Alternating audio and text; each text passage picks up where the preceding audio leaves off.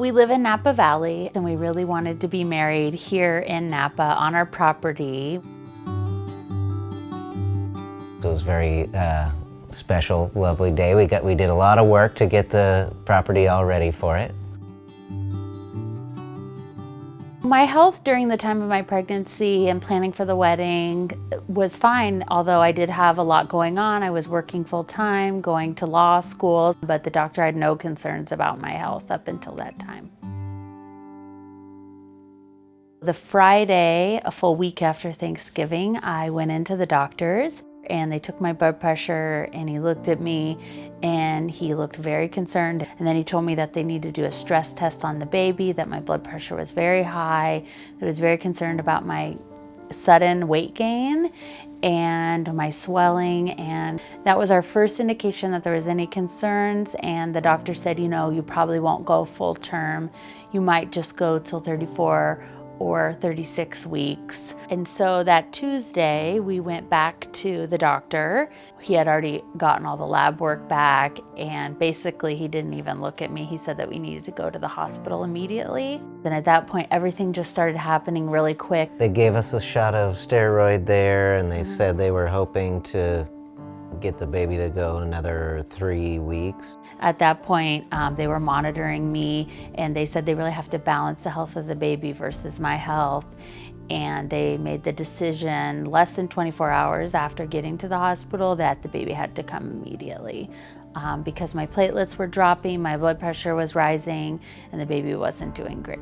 I expected, you know, a couple more weeks or something, and then when they told us that it was happening right then and we needed to talk about what would happen if, you know, worst case scenario, and, you know, Sydney were to pass. And Sydney told me that I needed to stay with the baby no matter what happened. I believe it was several doctors. It felt like 10 doctors came rushing in and said, we have to take the baby right away. The anesthesiologist came in, and then they just started talking to us about all these complications that could happen, blood transfusions. I would say that it was very traumatic for both of us. Doing that end-of-life discussion, I don't think is anything any newlywed couple's prepared to do. So Livingston was born at 27 weeks and 4 days. Right after he was born, he was taken immediately to the NICU, and Patrick went with them. He came out kicking and screaming. So they took him into the NICU, and they hooked him up and got him on the CPAP machine, and then they had me hold him there for a while. And so he actually did really good for the first 2 or 3 days before he started to struggle a little bit while he was in the NICU. So then he had to go on the ventilator to be able to breathe better. He had to have some sedation, and so that was pretty scary. He wasn't able to breathe on his own, and he was having trouble processing any of the, you know, many procedures that they were doing. He was having a hard time maintaining his oxygen and heart rate. And I was still dealing with my own health and getting stable, so it was definitely a very emotional time.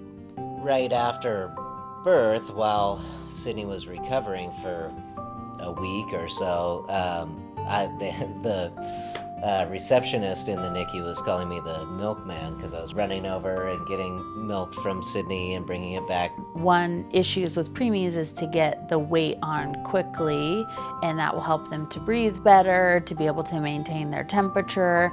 And so they wanted to start giving him breast milk. So he was gaining well on that, but they did find that he started to struggle a little bit with weight gain because he had this PDA in his heart that was open. That was making it, he was breathing really hard, so he was burning so many calories breathing. So we did a late medication treatment to treat that, and it worked without needing surgery, which we were very thankful for. So the dietitian, the doctor, the neonatologist, and the lactation consultant said that they really needed to add more calories, fat, and protein to Livingston's nutrition, but without adding more volume. And so they presented the idea of adding Prolact Plus to my breast milk and giving that to him, and that would help him gain weight. And every morning they would calculate the volume versus the nutrition that he needed and decide how many calories of Prolact Plus they would add to my breast milk. After that, he continued on the Prolact Plus with breast milk, and then he was really gaining. He did not have any sepsis, and he did not have NEC, which is a disease that affects the stomach and happens a lot with preemies in regards to nutrition, because parts of their intestine are not working. And I think that there's a lot of factors that came into play with Livingston and how great he's doing, but I think one of them is that he was on human breast milk solely for as long as he was. The lactation consultant talked to me about the reason that we offer Prolact Plus until 35 weeks is because we know that babies do so much better on it, and we see that there's a lot less instances of having some of these serious complications like NEC because they're only on breast milk. One of the things that we had researched after having a premature baby is that they need all of these antibodies from breast milk that they don't get during the last trimester. And he could get those through breast milk in a way he couldn't through a cow's milk-based formula. So we really wanted him to stay on Prolact Plus for as long as he could, so he could continue to gain weight and progress.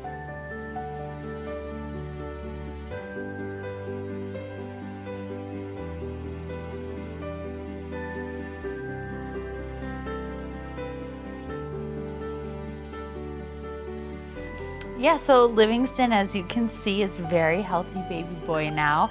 I let him know every day that he's such a blessing to us and is such a little miracle, and I just hope that he continues to progress the way that he has. He's amazing. And I think at this point he's right on track, just like any other baby boy.